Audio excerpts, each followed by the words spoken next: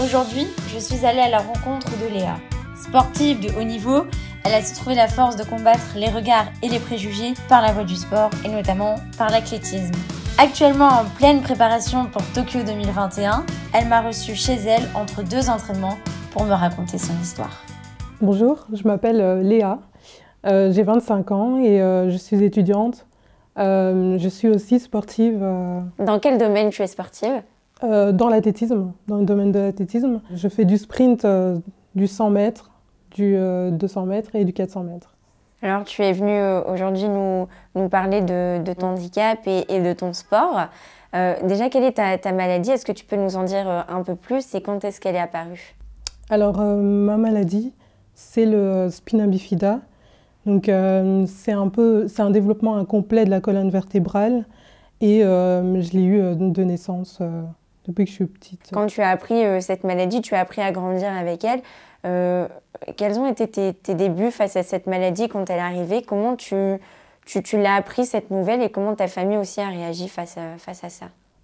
Comment je l'ai appris? Je pense que je ne l'ai pas appris, j'ai appris à vivre tout simplement avec ça. Je dirais que ma famille, en fait, moi j'ai vécu dans une famille où on a toujours été traités de la même façon, handicap ou pas. Donc en gros, dans ma famille, je ne le ressentais pas. En fait, je ne ressentais pas le fait que j'avais un handicap. C'est lorsque je sors dehors que je peux me rendre compte que j'ai un handicap, en fait, du regard des gens, ou que ce soit à l'école ou toute autre part, quoi. Ça a été quelque chose qui a été difficile pour toi d'être confrontée au regard des autres? Auparavant, oui, c'était hyper difficile d'être confrontée à tous ces regards et se dire ah ouais, pourquoi je suis comme ça, se remettre un peu en question et se dire qu'on ne vaut pas la peine, en fait. C'est vraiment, on se dénigre soi-même et on se dit non, enfin, je ne vaux pas la peine, elle est mieux, enfin, on se compare et tout simplement parce que une parole ou un mot a été prononcé pour qu'on puisse ne pas avoir confiance en soi, quoi. Et comment tu as réussi à pallier on va dire ce manque de confiance vis-à-vis de ton handicap? Comment tu as réussi à l'accepter et à faire en sorte qu'aujourd'hui ça devienne une force pour toi? Tout ce que j'ai vécu, que ça soit quand j'étais plus jeune, je pense que c'est ce qui m'a donné la force de pouvoir remonter et de me dire maintenant je peux y arriver. Parce que quand j'étais plus jeune, j'avais pas cette force-là de me battre contre tous ces mots, toutes ces paroles méchantes, on va dire. Et aujourd'hui, je suis plus grande et je fais du sport. Et je pense qu'à travers le sport, on voit plus la Léa qui a un handicap, mais on voit plus la Léa qui est sportive et qui veut se battre pour ses rêves, quoi, tout simplement. Et donc justement, c'est le sport qui t'a aussi permis d'aller plus loin. Et comment tu as découvert du coup ce monde sportif? Alors, est-ce que tu as baigné dedans étant toute petite ou est-ce que c'est arrivé au fur et à mesure des années? Alors moi, j'ai pas baigné dans le sport. J'ai tout d'abord commencé par la photo, ça m'intéressait énormément. Moi, mon souhait, auparavant, c'était de faire de la publicité, de faire tout ce que les mannequins font, en fait. C'était un petit rêve comme ça. Et ensuite, j'ai été contactée par une personne qui m'a dit oui, qui m'a proposé de rentrer dans une association. Et de là, j'ai accepté. De base, j'aime pas trop ça.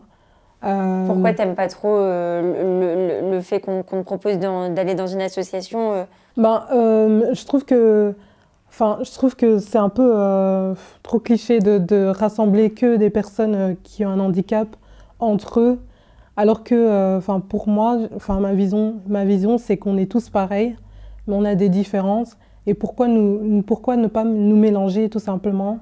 Et comme aujourd'hui, dans différentes institutions, on inclut tout ce qui est inclusion. Et ça, c'est super important pour moi, qu'on puisse être mélangés tout simplement parce qu'on est tous des êtres humains, même si on a des différences. Et donc, du coup, j'ai accepté de rentrer quand même dans cette association. Et ça m'a plu, en fait. J'ai fait du basket. Et j'ai fait du basket pendant 3 ans. Et ça a vraiment forgé mon caractère. Ça m'a vraiment donné de la niaque, genre, pour y aller, quoi. Et du coup, un jour, il y a eu une journée de détection organisée par la Ligue handisport francophone. J'ai été à cette journée et je me suis inscrite dans l'activité athlétisme. Ok. Et c'est de là que, dès que je suis rentrée dans ce fauteuil, je me suis dit, c'est pour moi, c'est pour moi. T'as eu un vrai coup de cœur pour... Genre un flash comme ça, genre moi dans le futur. Toi dans le futur, assise en train d'aller aux Paralympiques. Et alors comment tes débuts dans cette nouvelle discipline, puisque t'es passée quand même du basket à l'athlétisme, comment ça s'est passé du coup aussi ce changement? Et quels ont été tes débuts dans ce nouveau fauteuil qui était fait pour toi? Quand j'ai commencé ce sport-là, en fait, bien avant, j'ai rencontré une championne de Belgique, championne paralympique d'athlétisme, Marieke Vervoort. Je l'ai vue en fait faire de l'athlétisme et ça m'a vraiment donné envie de le faire. Et je me suis dit, je voyais comment elle était un peu rapide comme ça, et donc je me suis dit, ça c'est pour moi, ça c'est pour moi. Et donc en gros, ça confirmait tout simplement ce que je voulais faire. Et elle m'avait donné des conseils et on était plusieurs, elle nous avait donné des conseils. Et c'était cool d'avoir des conseils d'une athlète qui est championne, qui avait réussi. Et donc, franchement, moi, j'étais trop contente, quoi. Et donc, voilà, j'ai commencé, on a trouvé un club. Je me suis inscrite au club au White Star à Woluwe.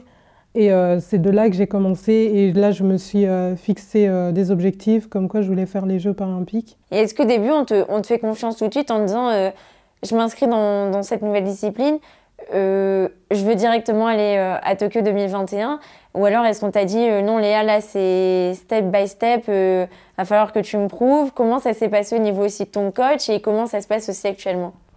En fait, je dirais que les compétitions, en gros, je me suis pas vue tellement grandir, en fait. C'est petit à petit, en fait. Et quand je regarde, par exemple, là, maintenant, actuellement, je regarde en arrière et je me dis, waouh, en fait, j'ai un long parcours quand même. J'ai fait des compètes, quoi, quand même. Mais on se rend pas compte, en fait, que le temps passe vite, ça va tellement vite et de plus en plus, on grandit. Et quand je suis rentrée dans ce club, j'ai eu 2 coachs d'athlétisme. Et en fait, au final, j'ai fait le choix et je m'entraîne actuellement avec François Minguin. Et donc, quand je suis arrivée, je lui ai parlé de mes objectifs. Je veux participer aux Jeux paralympiques. C'était mon objectif, en fait, parce que là, en fait, quand je suis arrivée, je suis arrivée pile poil au moment où il y avait les Jeux de Rio. Ok. Qui se préparaient. Moi, je ne pouvais pas participer. Je viens de commencer, je venais de débuter. Et donc, je me suis fixée comme objectif de faire les Jeux paralympiques de Tokyo en 2021, 2021 maintenant. Et donc, mon coach, il a été directement... partant. Il a été directement partant et jusqu'à présent, il m'entraîne pour réaliser mon rêve, quoi. Qu'est-ce qui te demande le plus de temps pour réaliser ce rêve? Comment tu traces ton chemin tout doucement vers cet objectif?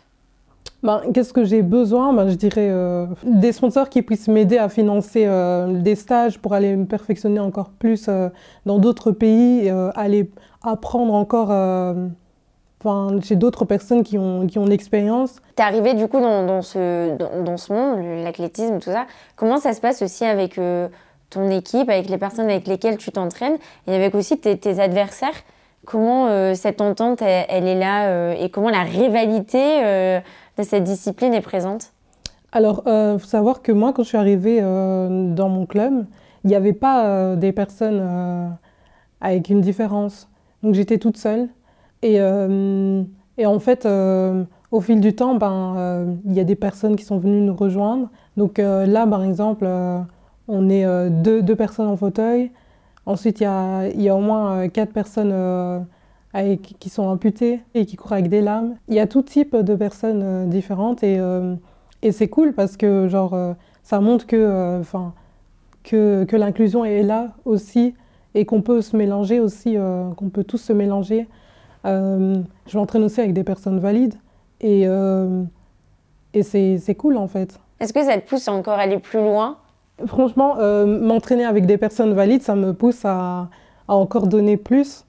Rien que par exemple pour le 400 mètres, ce que je fais, c'est une petite technique, genre je sais qu'ils vont démarrer, je sais qu'ils vont démarrer aux 100 mètres pour faire un tour complet. Ben, moi, j'attends un peu, je fais genre un peu, je regarde ma chaise et là, je démarre pour voir un peu si je suis un peu au même niveau.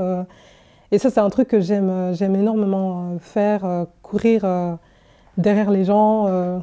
Oui, pour voir si tu peux... Pour voir si je peux encore donner encore plus. Et ça, j'aime beaucoup parce que ça me rappelle, moi, quand j'avais pas encore de voiture, j'essayais de courir après les bus. Donc, je faisais exprès de rater mon bus pour courir derrière, Oui. pour au final aller prendre mon tram. Donc, j'aime beaucoup cette image-là qui me revient de mes souvenirs, quoi. Donc en fait, tu faisais déjà de l'athlétisme avec le bus, mais tu ne savais pas encore que ça allait être ta discipline. Je ne savais pas encore. Ça, c'est quand même beau. Et aujourd'hui, on est là, on est pratiquement aux qualifications. Et Tokyo, c'est quand? Tokyo, c'est en 2021, donc ça commence à partir du mois d'août, le 24 août au 5 septembre. Est-ce qu'aujourd'hui, tu nous disais en début de vidéo que le regard des gens, ça te dérangeait, certaines paroles étaient un peu difficiles pour toi. Aujourd'hui, tu t'es construit autour du sport.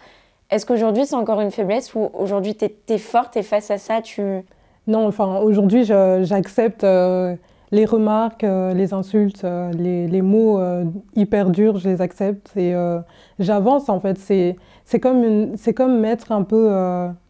Enfin, pour moi, c'est une force en fait, tout simplement, parce que je me dis, je suis au-dessus de tout ça en fait. C'est comme je dis à chaque fois, la piste, pour moi, ça a été... pour moi, la piste, c'est genre tout ce que moi j'ai vécu, toutes les insultes, les paroles, nanana. Je les étale autour de la piste et je roule là-dessus. En fait, c'est juste pour dire, je roule au-dessus de tout ça et moi, ça peut rien me faire en fait. C'est comme si j'étais un fer et on jette toutes les sortes, on jette un verre et tout ça, ben ça s'écrase. Pour moi, j'ai accepté ça, j'ai fait un long travail sur moi-même, j'ai fait un travail d'acceptation avec mon corps et ça a été long, mais aujourd'hui, ben, je suis fière de tout ça et j'accepte, tout simplement, je suis Léa et j'accepte tout, quoi. Et justement, toi, Léa, qu'est-ce que tu pourrais dire à toutes les personnes qui sont en train de nous regarder, qui sont en train de vivre peut-être la même situation que toi, qui sont dans une situation où ils n'arrivent pas à accepter leur handicap ou qui se face à des insultes ou à des moqueries ou quoi que ce soit? Qu'est-ce que tu pourrais leur dire, toi, pour justement pallier à ça, être aussi fort que toi tu l'es aujourd'hui? Ben, moi, le seul message que j'aurais à passer à toutes ces personnes qui sont en train de nous regarder, c'est battez-vous tout simplement, battez-vous pour vos rêves. Essayez par exemple de trouver quelque chose qui peut vous épanouir et qui peut vous rendre fort. Comme moi par exemple, j'ai trouvé la voie du sport. Ben, pour vous, ça peut être le sport, ça peut être autre chose, la cuisine par exemple, la danse ou autre. Moi j'ai pu, à travers le sport, acquérir une confiance encore plus en moi et faire un travail complet sur moi et ça m'a vraiment aidée et aujourd'hui ben, je m'épanouis dans mon sport et je vous souhaite aussi de vous épanouir que ce soit dans tout autre domaine, dans tout domaine possible, quoi. Et aujourd'hui, quelle est ta plus grande force? Ma plus grande force, ben, c'est tout ce que j'ai vécu en fait, tout simplement, qui me donne cette force de me battre encore plus et ouais, j'ai un long passé, j'ai vécu plein de choses et aujourd'hui ben, ça me donne la niaque de me battre encore plus et de me dire que je peux y arriver et tout simplement, quoi. Le sport a forgé mon caractère, le sport m'a aidé à accepter en quelque sorte mon handicap. Quand je suis sur la piste, je me sens complètement valide. Dans ma tête, pour moi, j'ai pas la chèvre en fait. Pour moi, je suis valide et je cours avec mes deux jambes en fait.